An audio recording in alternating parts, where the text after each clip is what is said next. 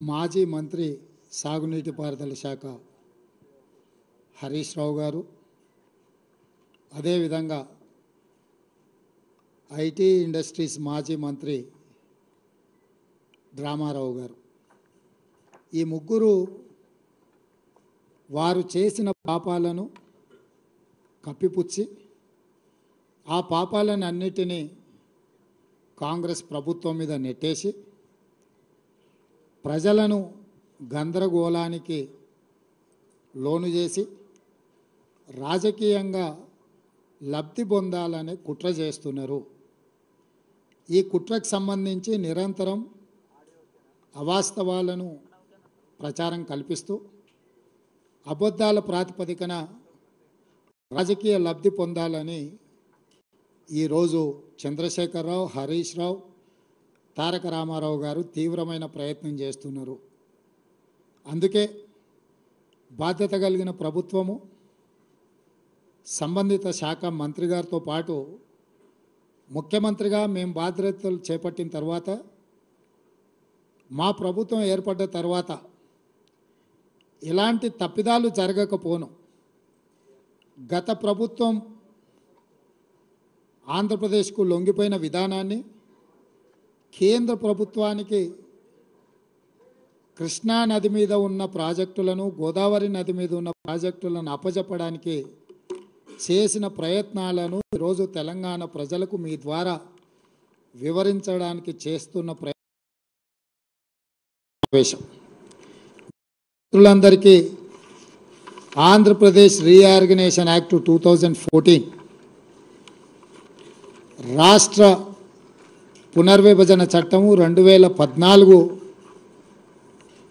మీకు గుర్తు చేయాలని, ఈ పునర్విభజన చట్టంలో part 9 management and development of water resources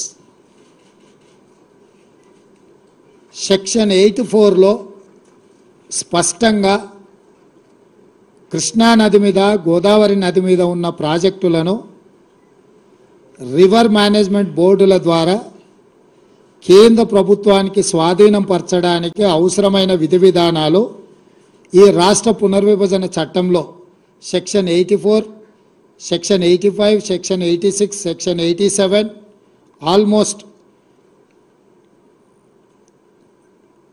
section 88, 89 వరకు 84లో మొదలయ్యి 89 వరకు ఈ సెక్షన్లలో స్పష్టంగా కృష్ణా గోదావరి నదుల మీద ఉమ్మడి రాష్ట్రంలో నిర్మించిన ప్రాజెక్టులను అన్నిటిని కూడా కేంద్ర ప్రభుత్వానికి స్వాధీనం చేయడానికి విధి విధానాలను ఖరారు చేయడమే కాకుండా ఈ ప్రాజెక్టుల యొక్క మేనేజ్మెంట్ కోసము, నిర్వహణ కోసము, కొత్త ప్రాజెక్టుల నిర్మాణం కోసము ఎవరెవరు ఉండాలనేది కూడా ఇందులో రాసిండ్రు.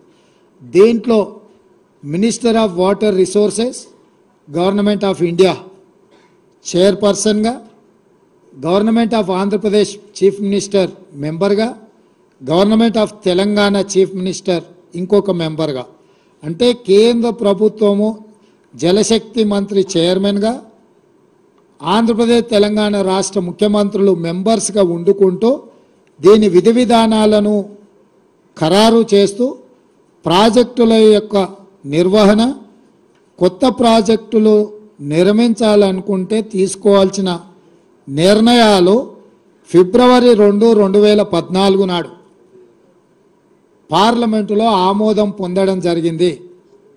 ఆ రోజు కల్వకుంట్ల చంద్రశేఖరరావు గారు పార్లమెంటు సభ్యుడే కాకుండా ఈ పునర్విభజన చట్టం మీద ఎప్పుడు చర్చకు వచ్చినా ఆనాటి కేంద్ర ప్రభుత్వం ప్రతి అక్షరం నన్ను అడిగి, నన్ను సంప్రదించి ఈ చట్టాన్ని రూపొందించారు. దీనికోసం ఎన్నో రాత్రులు నేను నిద్రపోకుండా ఈ పునర్విభజన చట్టాన్ని రాపించిన అని చంద్రశేఖరరావు చెప్పిండు. ఈరోజు మేము చంద్రశేఖరరావు గారిని సూటిగా ప్రశ్నిస్తున్నాం.